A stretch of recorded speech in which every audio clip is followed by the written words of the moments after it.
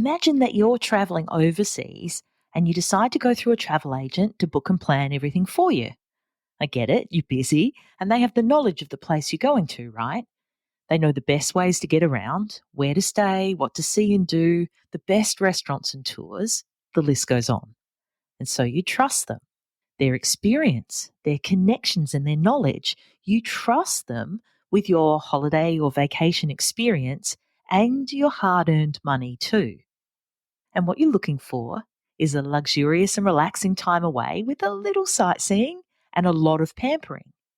But when you arrive at your desired destination, everything is not as you expect. The hotel that you were told is modern and classy is run down in a sketchy part of town. Your room is small and grubby and you don't feel safe. Your transfers, getting from A to B, that you were assured would be all taken care of, aren't included, and you drop a bomb on taxi or Uber fares just to get around. The sightseeing tour is little more than a local walking you through the main street, food not included, and the spa experience you were wanting is not even possible because it's peak season and everything is booked out by the time you arrive. Your experience is not what you wanted, your costs have increased, and the overall effect would be a real letdown and genuine disappointment while you recalibrate and get your bearings around what this vacation will now be for you. This kind of disappointment and misplaced trust is what can happen when some of the more, dare I say it, unscrupulous, untrustworthy, dishonest and irresponsible wedding vendors take advantage of couples and their reliance on their knowledge and recommendations for their big day. Recently, I've been chatting with some wedding planners and venue owners about the wedding vendor code and how it can impact how engaged couples just like you go about choosing, booking in, and questioning the products and services that are presented to them. And I'd love to share with you today, first of all, what the wedding vendor code is, and secondly, the red flags you should be keeping your eye out for that might suggest that someone does not have your best interests at heart. Let's get stuck into it. Unbridely is a community of pro-wedding vendors who believe in freedom and integrity in weddings, giving you options, solutions, tips and tricks to create the experience and memories that you and your fiancé really want and deserve. Because we believe that weddings are a team sport. With how-tos, stories and interviews with recently married couples, we find out what went right and what they'd change if they could go back and do it all over again. I'm Camille and welcome to the Unbridely podcast. Over the years, I've heard the wedding vendor code be called a few different names in different states, in countries, and amongst various different suppliers too. Now that's the other thing. I use the word suppliers and vendors interchangeably, and what I mean by supplier and vendor is a provider of products or services that contribute to your wedding. So they are venues, florists, caterers, videographers, DJs, officiants or celebrants, etc., etc. And what I mean when I say vendor code is the all-pervading understanding amongst everyone who's working on a wedding that, as you well know, number one, say it with me, weddings are a team sport.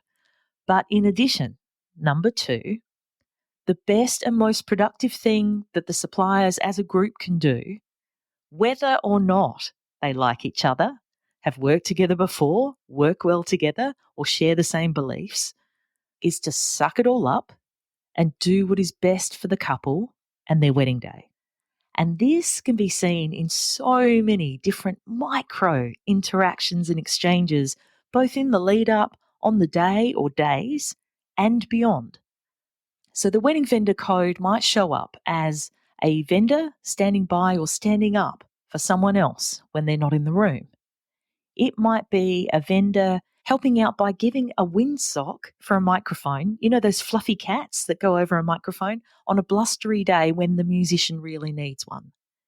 It can mean vendors coming together, solving problems that crop up, and they do, and not talk badly about other suppliers, because every vendor knows in the back of their mind, number one, you might need to work with them again, So, burning bridges and all that sort of stuff.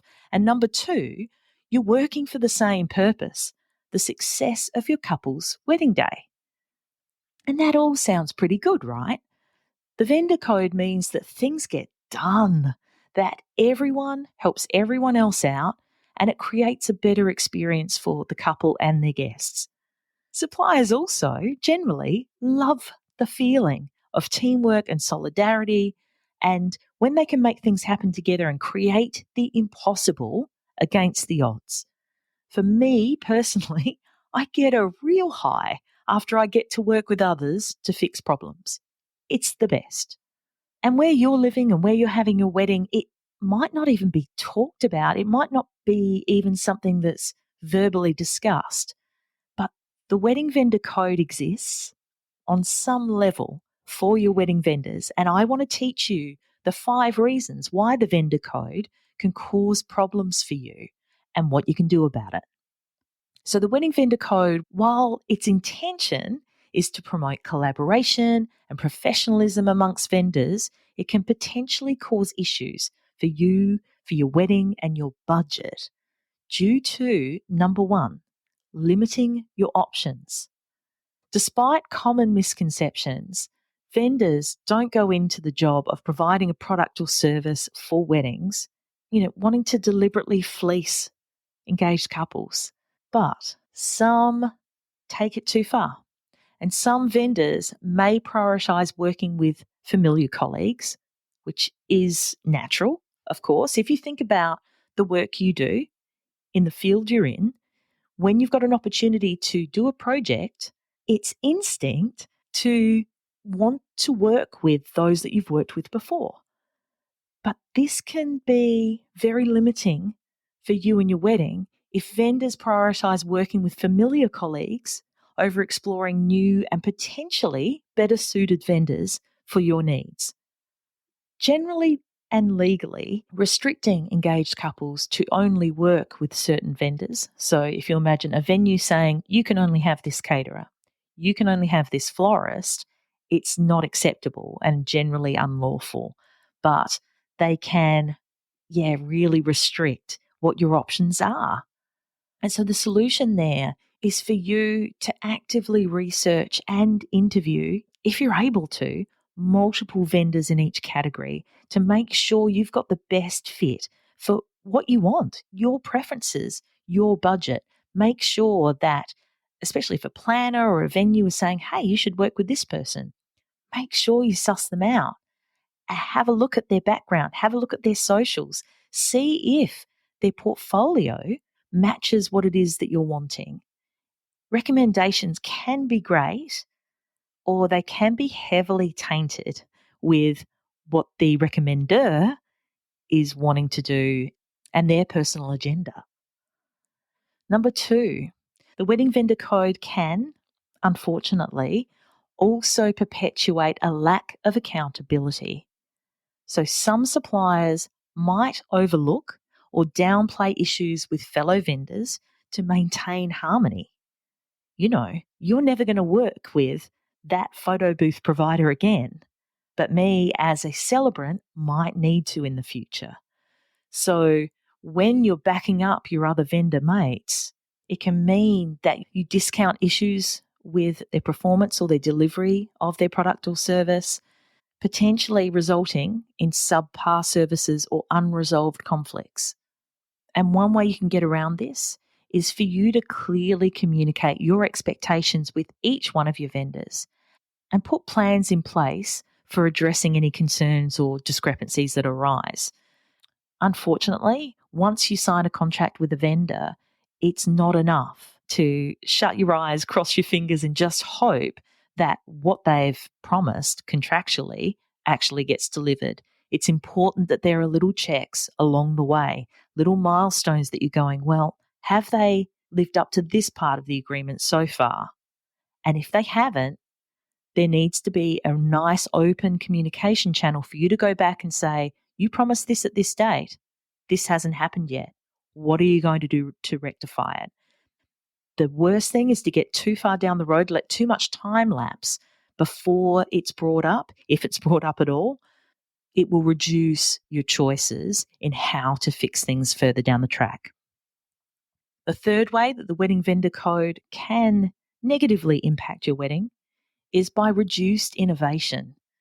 So, when there is a tight knit network of wedding suppliers that all love to work together and they love nothing more than to recommend each other and they do it every weekend, they may be less inclined, not always. Sometimes they actually empower each other. I know certain groups here in my network where when they get together that they challenge each other to push the creative boundaries to make sure that they really innovate. They devise like new ideas, new concepts, different edits, and they feed each other creatively. But sometimes certain groups of vendors get stuck in a rut and they don't offer unique ideas anymore. And this can lead to repetitive or uninspired wedding experiences and aesthetics, design wise and editing wise, if you're talking about photography and videography.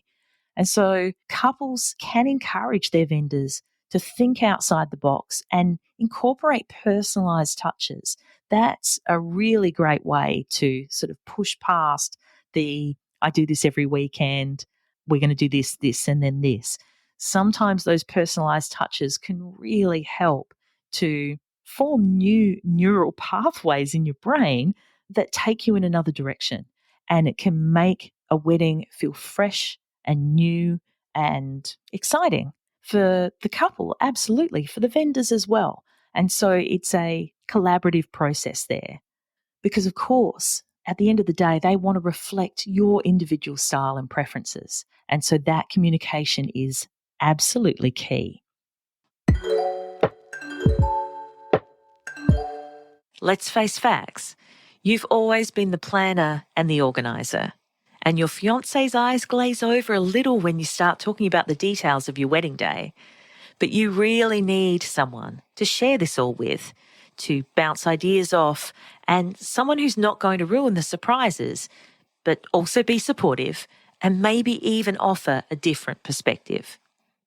So when you're needing to get a second opinion about your bridesmaid, your in-laws, or your first dance song, Unbridely Couples is your safe space. Unbridely hosts a private Facebook community where modern engaged couples can share ideas, chat, and solve problems, and generally just get freaking excited about their wedding. We also have a curated list of experienced wedding vendor professionals in there to offer suggestions and tips, insight into how to get the most out of your big day. But with no unsolicited DMs or pushy sales tactics, it's just not what Unbridely is about. So you can search for the Unbridely Couples group on Facebook or just click on the link in the show notes. I'll see you in there. The fourth way that the vendor code can sometimes negatively impact your wedding is in limited negotiation power. So when suppliers prioritize their relationships with other suppliers over getting the best deals or terms for you, the engaged couple, this can sometimes, not always, but potentially, it can result in higher costs or less favourable agreements for you. It can get to the stage where friends are just looking after friends and the engaged couples, well, they're just little pawns that get moved around. And that's obviously worst case scenario, no accusations, but it can come as a result from working together and in a really tight group too often. It's non-competitive.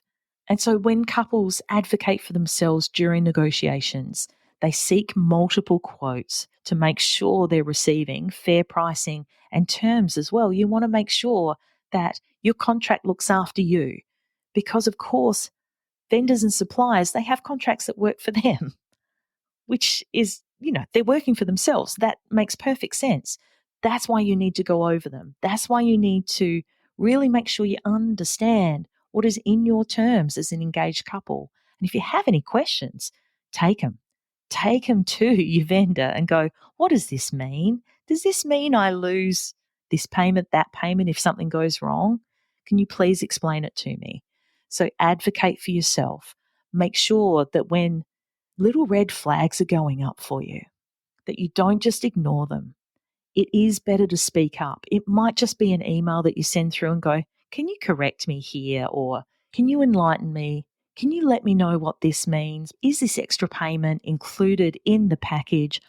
Just make sure you're crystal clear all around so you have no resentment that is clouding your experience as you're going, as you're planning, before you get to the day.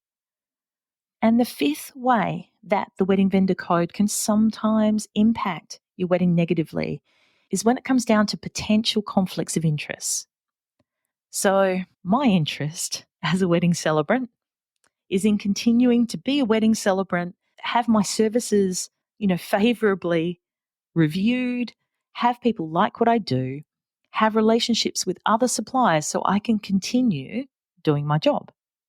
If that conflicts with your interest, dear engaged person, then we've got some problems because then I've got a choice to make whether or not I take on your wedding or whether or not I exploit your needs for my gain. And so vendors may be hesitant to address issues with other vendors if it risks damaging their professional relationships or jeopardizing future collaborations, which leaves you in the middle. It leaves you vulnerable to unresolved disputes. And if we want to talk about what vendors are required to do, lawfully and ethically and morally as well, the ACCC is the Australian Competition and Consumer Commission, and it's an independent Commonwealth statutory authority who enforce the Competition and Consumer Act of 2010 for the benefit of all Australians. So what we're talking about there is fair trading, essentially. In a wedding context, this means that the people who supply products and services to engaged couples must do it in a fair and equitable way. They are not meant to be able to take you for a ride, make you pay for things that you didn't want or that you don't get, and also can't force you into booking, paying for products and services that you don't want or need via the influence they have as supposed professionals in their field. In the United States, the Federal Trade Commission enforce the antitrust laws, and they, in layman's terms, it means that price fixing in the United States is unlawful. For you generally, this means that you can't be told what to do, who to hire, and what products and services you must book or buy. So in the case of wedding vendors, and in particular planners, stylists and venues, they often are asked as part of their job and sometimes as just an aside to recommend the best vendors that are fit for purpose for a couple. So a couple might have a particular aesthetic for their wedding, which is very luxurious, and they want a certain type of furniture. So that planner, stylist, venue might recommend the most reliable vendor with the most well-maintained furniture with the aesthetic that the couple wants, rather than the least expensive, unreliable vendor of furniture. So maybe they have experience where it hasn't arrived on time or with the right number of items. A bad vendor might be very poor at communicating, and perhaps their furniture doesn't fit your style vision. And in that case, you need to trust that they have your best interests at heart. They're trying to recommend a product or service that fits your budget, your vision, and what you're trying to achieve. And in the same way, if they've recommended a particular vendor and there's no obvious connection as to why they might be a great fit for you and your wedding, then you're well within your rights to either ask for another recommendation or do a bit of research and, let's face it, your due diligence off your own bat. For more detail about how to look into your wedding vendors and choose the best ones for you, you can head on back and have a listen to episode 70, How to Book the Best Wedding Vendors for Your Style, Budget and Personalities. I'll put a link to that ep in the show notes as well. And so in that case, establishing clear expectations and communication channels with your vendors from the very start and emphasizing the importance of transparency and accountability in resolving any conflicts that may come up is super important. So just to recap, the 5 different ways that the wedding vendor code might negatively impact your wedding are: number 1, perhaps limiting your options; number 2, a lack of accountability; number 3, reduced innovation; number 4 is limited negotiation power; and number 5 is potential conflicts of interest. And for all of these downsides, by being proactive, communicating openly, and advocating for your needs, you can either avoid totally or work through any potential challenges stemming from the unfortunate side effects of the vendor code to make sure that your celebration is as successful as possible and memorable for all the right reasons.